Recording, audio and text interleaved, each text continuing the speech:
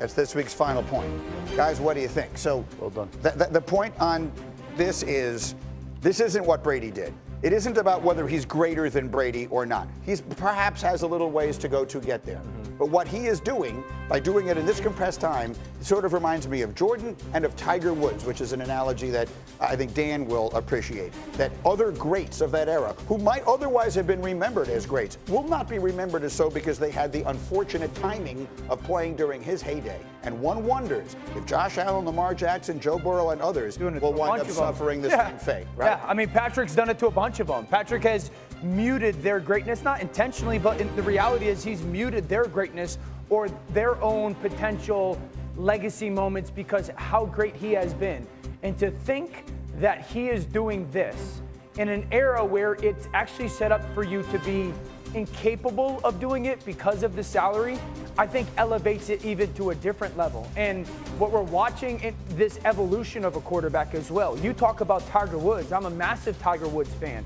When he changes his swing in the middle of being the best golfer in the world, you're going, why are you changing your swing? Because there's always something more. We've watched Patrick Mahomes go from 55 touchdowns to, no, I'm going to change the style of play that I play with because that's what's necessary to win.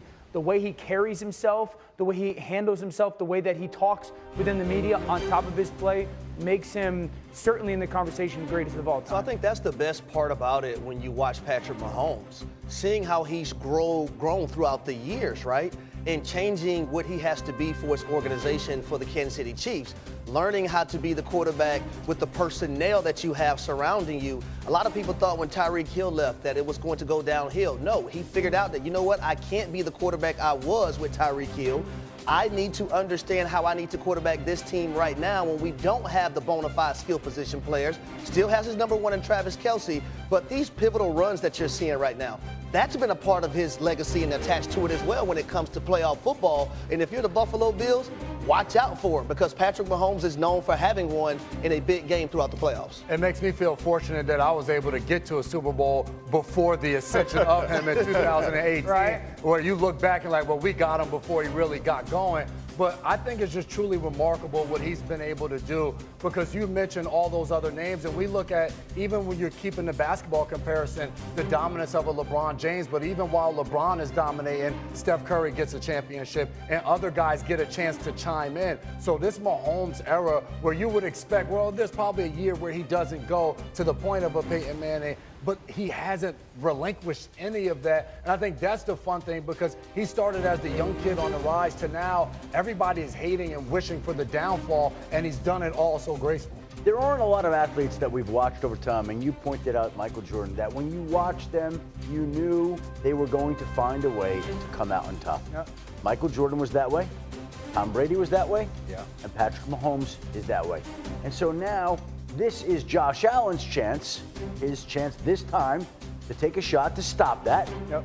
And it's the Chiefs' chance to do something that we've never seen before. We have not seen any football team win 3 Super Bowls in a row ever. As Hembo pointed out, the last team to three-peat in football was the 1965-67 Packers. They did it with up to 16 teams in the league when they had to win 7 playoff games over 3 years in an era where there was no salary cap. Patrick Mahomes is so great that the salary cap that's designed to neutralize the playing field has become irrelevant to them, that they just keep winning over and over.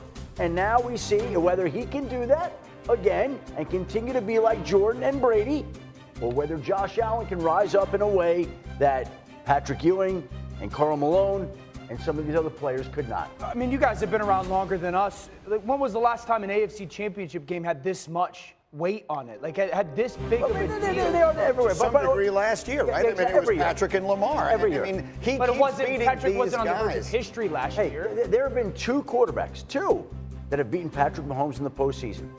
Tom Brady and Joe Burrow. Right. That's it. Nobody else has ever beaten him in the playoffs. So Josh Allen, step on up. Like, this is his chance to go do it. This is one of the more amazing things. Since Mahomes became the starter in Kansas City, this is his 7th year. He's been in the AFC Championship, 7th straight, in 7 years. He has never lost in regulation in the AFC Championship game. The earliest he's ever been knocked out was overtime of the AFC Championship game, once by Burrow, as you point out, and once by Brady. Greedy, that's why I laugh at people when they say, okay, Patrick Mahomes and the Kansas City Chiefs, they've had 20-something days off. So? This is the standard in the National Football League. Oh, the offense doesn't look explosive as it used to. So?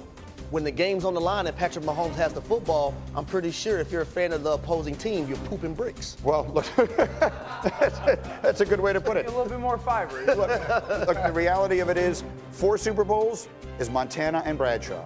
Yep. And the only one ahead of that is Brady. And none of them ever won it 3 times in a row.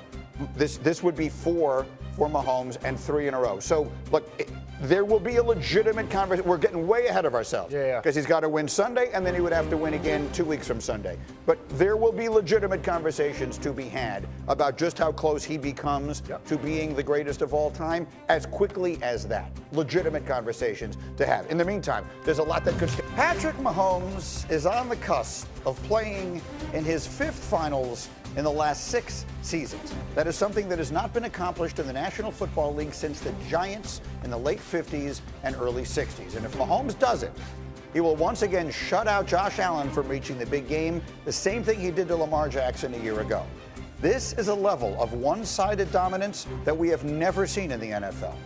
If you think about it, even during Tom Brady's reign, Peyton Manning, Eli Manning, Big Ben, Aaron Rodgers, all of them won championships. What Patrick is doing transcends football. It reminds me of another GOAT who used to wear red and white. Michael Jordan won 6 titles in the 90s and stunted the legacies of the other great players of his time. To quote Chris Berman, I remember because I was there. Let's start with Charles Barkley. He was an 11-time All-NBA player. He was the MVP of the league in '93 on a Suns team that won a league-high 62 games. That was his best chance to win a championship. But he ran into Michael. And in the finals, Jordan set a record by averaging 41 points a game. Charles would never appear in the finals again. And there's Patrick Ewing. He had a 15-year career with the Knicks, and he was tremendous. But Ewing never won a championship because he was in the same conference as Jordan. They met 5 times in the playoffs. Jordan won all 5. In '92, the Knicks forced a Game 7. Michael scored 42 points. In '93, the Knicks won 60 games. Jordan came back from 2-0 down to win the series. And then probably the biggest legacy that Jordan rewrote was Karl Malone. 2-time MVP.